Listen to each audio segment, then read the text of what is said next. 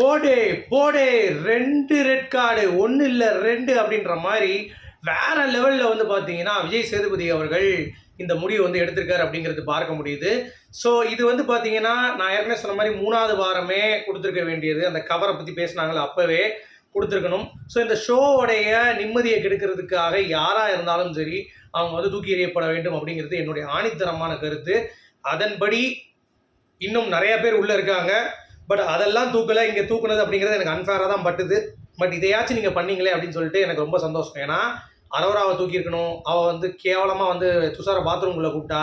பார்வதி கமருதீன் அந்த கவர் பத்தி பேசினாங்க, அப்ப தூக்கியிருக்கணும். எஃப்ஜே ஆதிரை பத்தி எவ்வளவு கேவலமா பேசினாங்க, அத அவங்க 2 பேரும் தூக்கியிருக்கணும்.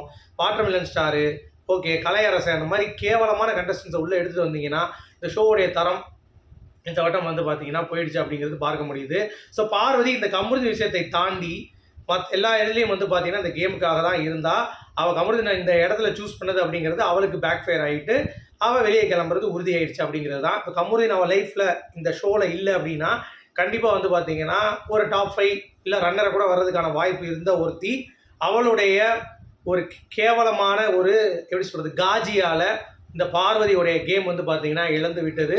ஸோ அவங்க போனது பெரிய ஒரு ஒரு ஹாப்பினஸ் தான். ஏன்னா இப்படி ஒரு கமருதீன் கிட்ட இருக்கிற இந்த பார்வதி அப்படிங்கிறது வந்து ரொம்ப டேஞ்சராக இருந்தாங்க.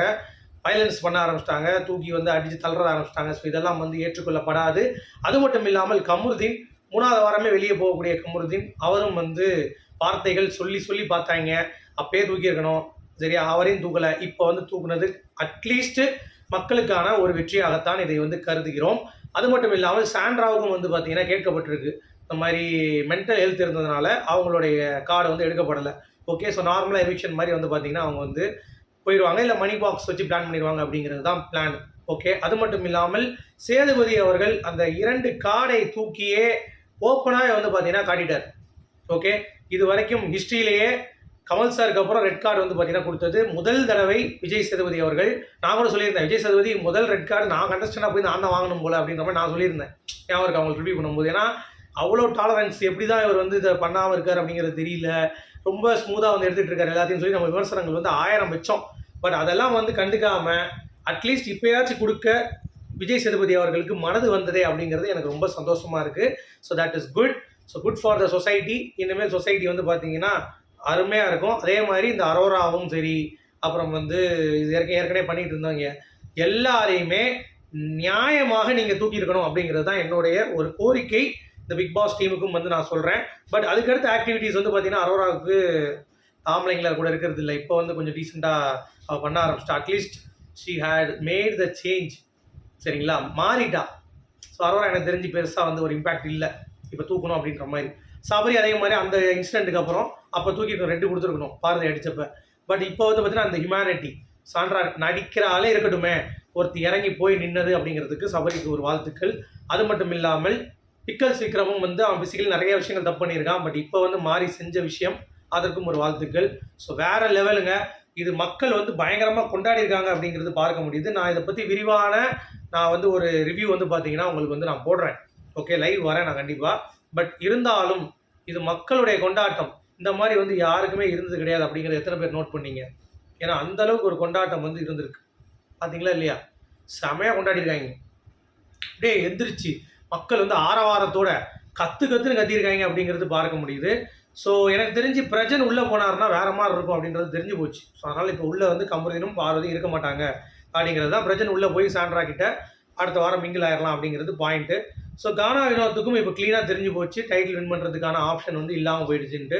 So title is going to be ஒன்று வந்து பார்த்தீங்கன்னா சபரியை கொண்டு வரலாம் புஷ் பண்ணி. ஓகே, ஏன்னா அவர் வந்து இந்த மாதிரி சாண்ட்ரா விஷயத்தில் இப்படி பண்ணுறது அக்கறையாக இருக்கார் அப்படின்னு சொல்லிட்டு ஒரு ஃபார்மட் செட் பண்ணி அவனை கொண்டு வரலாம்.